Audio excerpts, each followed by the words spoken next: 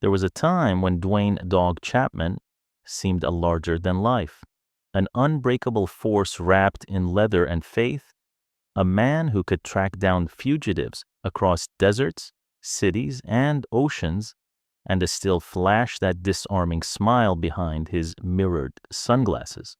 To millions, he was the ultimate symbol of justice.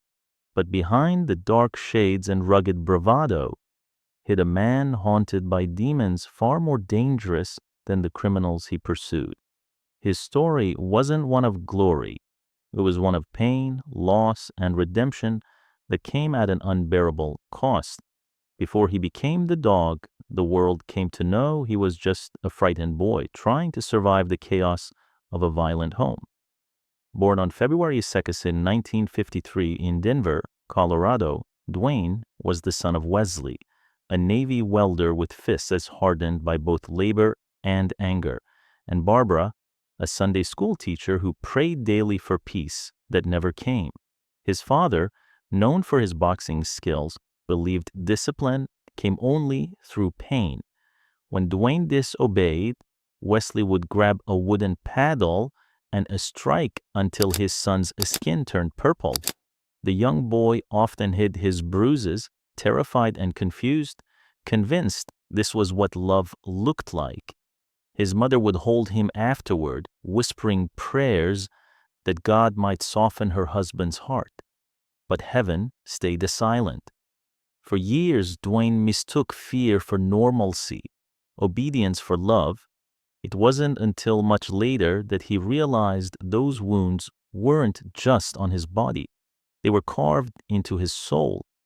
At 16, desperate to escape, he ran away from home and found solace in the only world that would take him, a motorcycle gang known as the Devil's Disciples. Surrounded by drugs, some chaos, and violence, he traded sermons for survival. Ironically, it was in that darkness where his destiny and his name were born. One night, during a bar fight, Dwayne defended his faith, refusing to back down, when mocked for believing in God. A biker sneered and spat the words that would change his life forever. "You fight like a dog?" God spelled backward. From that moment, he became Dog. The name stuck like a scar and became his armor, his identity, his calling. But destiny wasn't done testing him. In 1972, Dwayne married LaFonda Sue Darnell, his first love. Together they had two sons, Dwayne Lee II and Leland, and for a fleeting moment, peace seemed possible. Yet fate had other plans. By 1976, his life would take a turn so dark it would change him forever. By 1976, the man once known for his wild heart and unbreakable energy found himself entangled in a nightmare he couldn't outrun. A drug deal had gone wrong, violently wrong. Dwayne was waiting in a car outside when one of his friends pulled the trigger, killing a man named Jerry Oliver. Dog never fired a shot, but Texas law didn't care. In the eyes of the state, he was just as guilty. He was charged as an accomplice to murder and sentenced to 5 years in prison. For a man who had always lived free on the road, the sound of those prison gates slamming behind him felt like the world closing in. He was only 23. Inside, Dwayne faced a new kind of hell. He spent his days working as a barber for prison guards, trying to stay out of the violence that consumed every corner of the yard. But fate wasn't finished shaping him. One afternoon, an inmate tried to escape, and the guards raised their guns to fire. Acting on pure instinct, Dwayne tackled the fleeing man, saving his life. That act of courage caught the attention of the warden. One officer looked at him and said, "You've got the instincts of a bounty hunter, someone who can catch criminals without killing them." It was a strange prophecy, but it stayed with him. For the first time, Dwayne began to see that his pain, his chaos, his scars, they all had a purpose. After 18 long months, he walked out of prison gates in 1978 a free man. But freedom came at a cost. He had lost his marriage, his home, and the respect of his family. Yet what he gained was something far greater, a sense of purpose. He no longer wanted to be the man who ran from trouble. He wanted to be the man who chased it down. And so began the making of Dog the Bounty Hunter. He used every instinct he had learned from the streets, from the cell blocks, from the mistakes that nearly destroyed him, to hunt fugitives across Colorado and Hawaii. He moved fast, fought hard, and never forgot the lessons prison had carved into him. That mercy was worth more than revenge. But bounty hunting wasn't just a job. It was redemption. Every criminal he caught, every person he led back to justice was a reflection of his own past. He wasn't just chasing fugitives, he was chasing forgiveness. Yet even as his reputation grew, his personal life spiraled once again into heartbreak. Freedom didn't bring peace, it brought temptation. When Dwayne Chapman stepped back into the world, he was free, but broken. He carried no money, only guilt, and the haunting realization that freedom meant starting over with nothing. The 1980s would become a decade of love found and lost, of mistakes repeated and lessons learned the hard way. After his divorce from LaFonda, he met Ann Tenyel, a 17-year-old girl he encountered at a biker party in 1977. To avoid legal trouble, he married her the very next day, but the marriage was born out of chaos, not love. They lived on the edge of poverty, surrounded by addiction and instability. Together, they had 3 sons, Zebediah, who tragically died shortly after birth, Wesley, and James Robert. By 1982, Anne had walked away, taking the children with her, leaving Dwayne to face his demons alone once again. That same year, he crossed paths with Lissa Ray Britton, a bartender in Colorado. The story of their beginning was as unconventional as the man himself. Doug offered her money to have his child, a proposition that turned into an unexpected bond. Their union brought 3 more children into the world, Barbara, Tucker, and Lisa.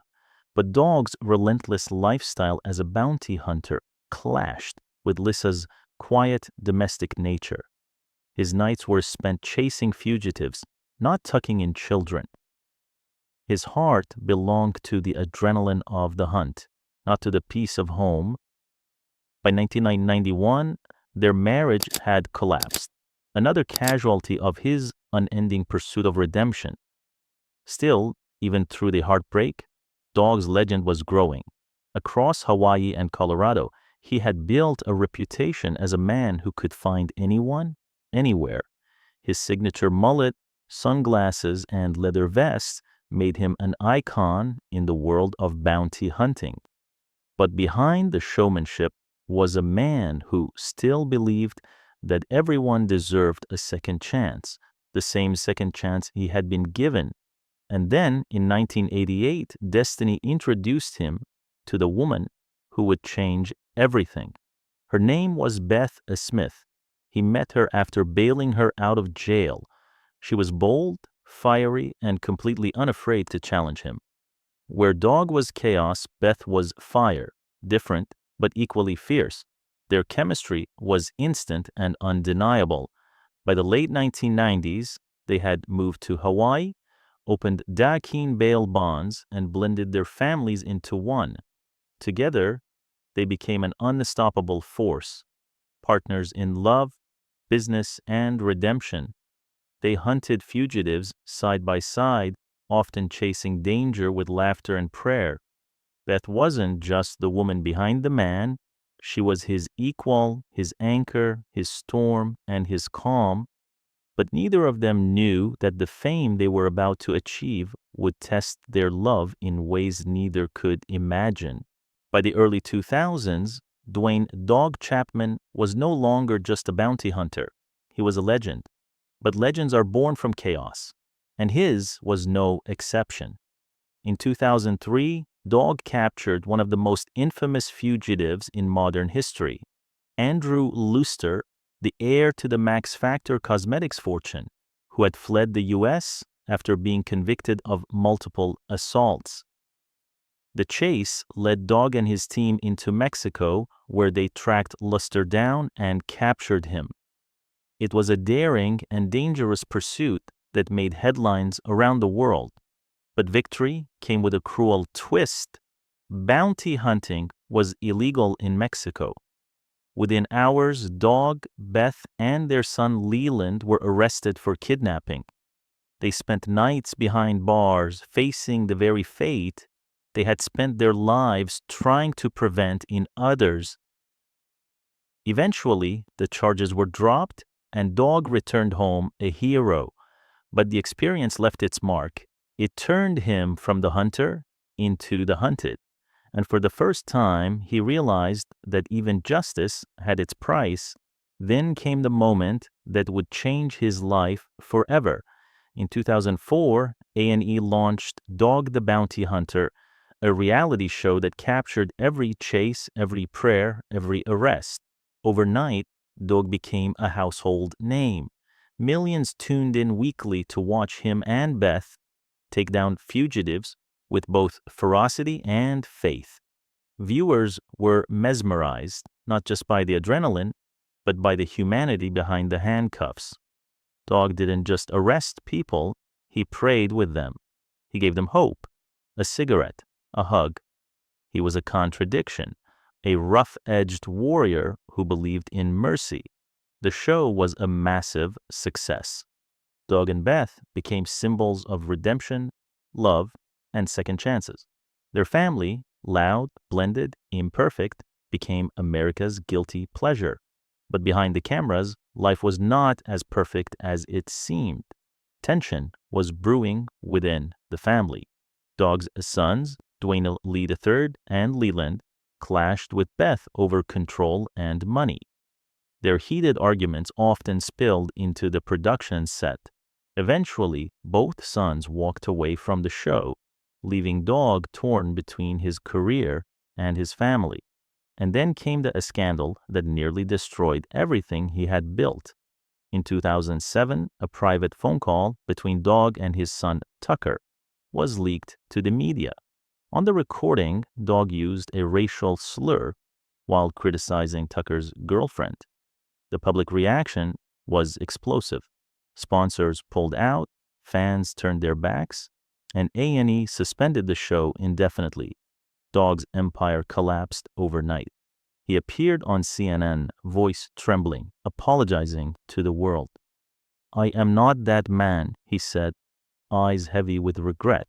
"I made a mistake that I will carry for the rest of my life."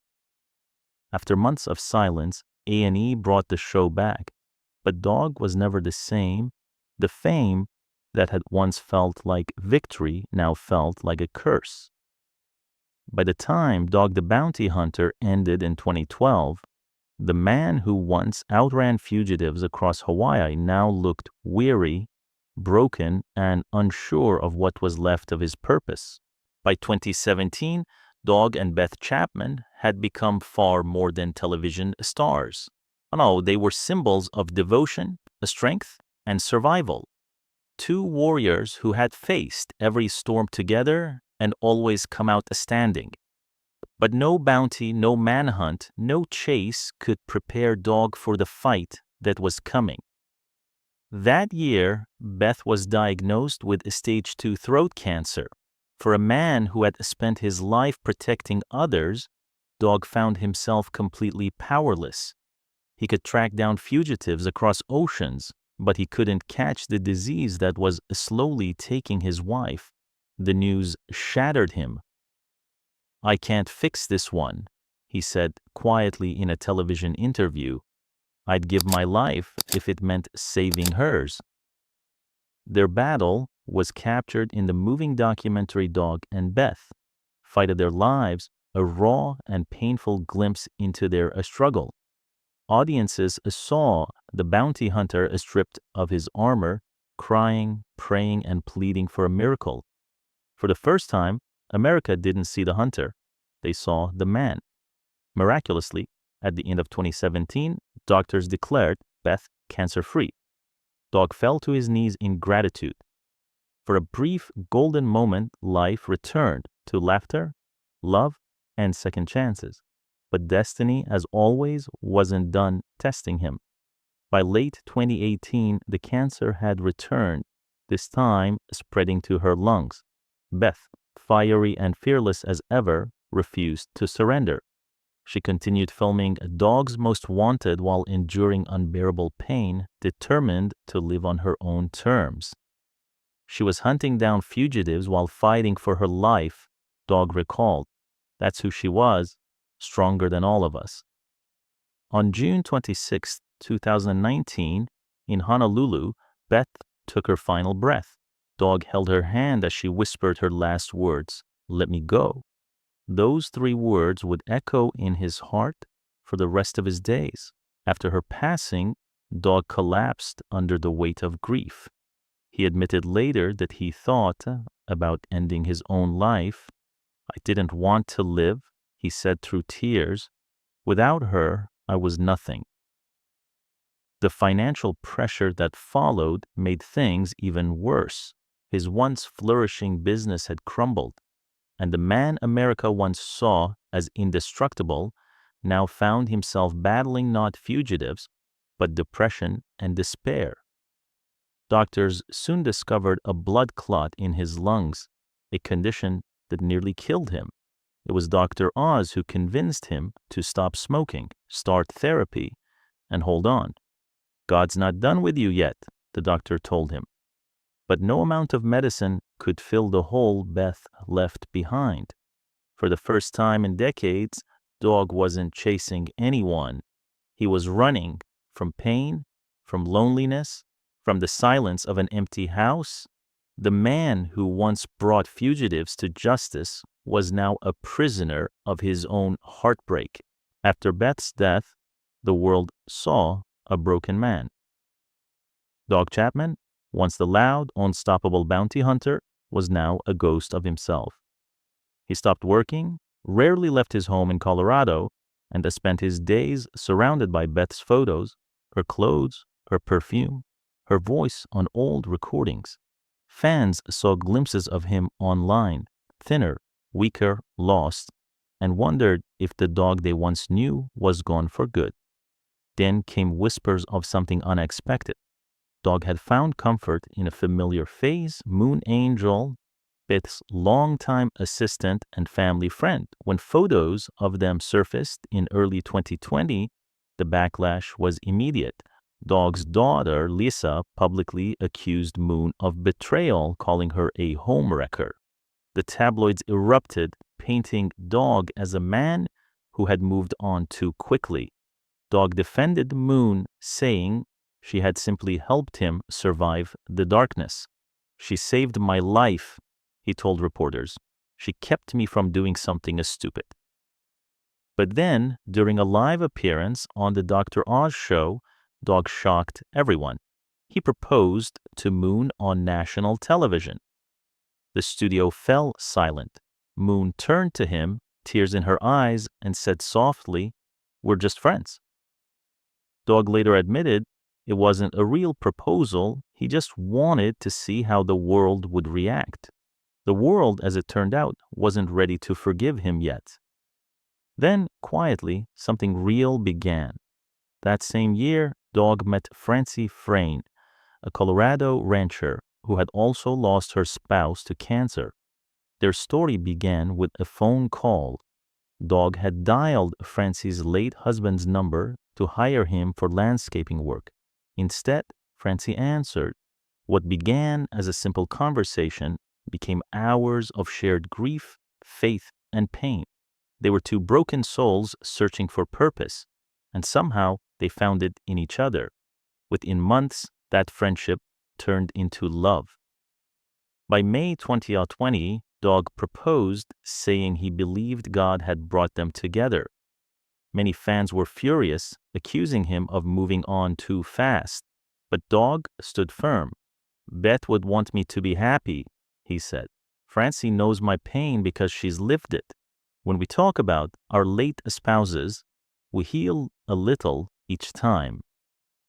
In September 2021, Dog and Francie married in a private ceremony in Colorado, surrounded by close family and the blessings of those who had once doubted them. Together, they began rebuilding their lives, not through fame or fortune, but through faith.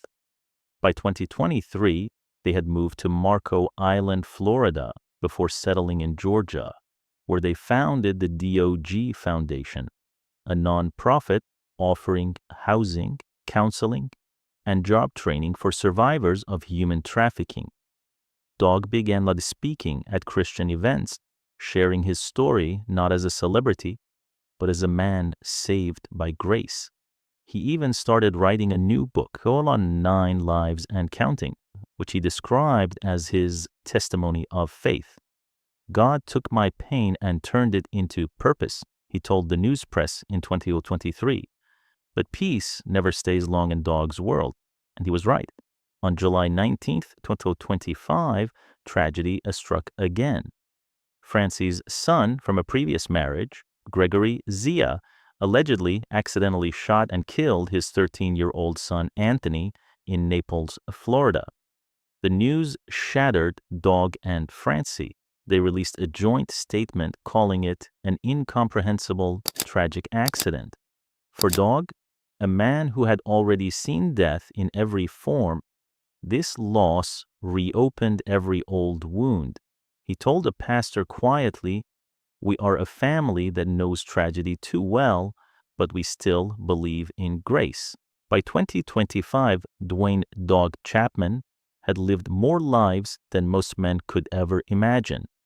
Outlaw, husband, father, celebrity, widower, and finally, survivor. But even as he tried to rebuild, the shadows of his past never truly left him. Behind the fame, the Chapman family had become a portrait of pain and endurance. Dog had 13 children, biological and adopted, each carrying a fragment of his turbulent legacy. Some followed in his footsteps. Others fled from his shadow. His oldest, Christopher Hecht, battled mental illness and addiction after being adopted following his mother's suicide. Dwayne Lee II and Leland, once his trusted partners in bounty hunting, broke away from the family business after bitter disputes over money and fame. Children grow up, Beth once said. At some point, they have to fly, and we have to let them. But for Dog, letting go was never easy.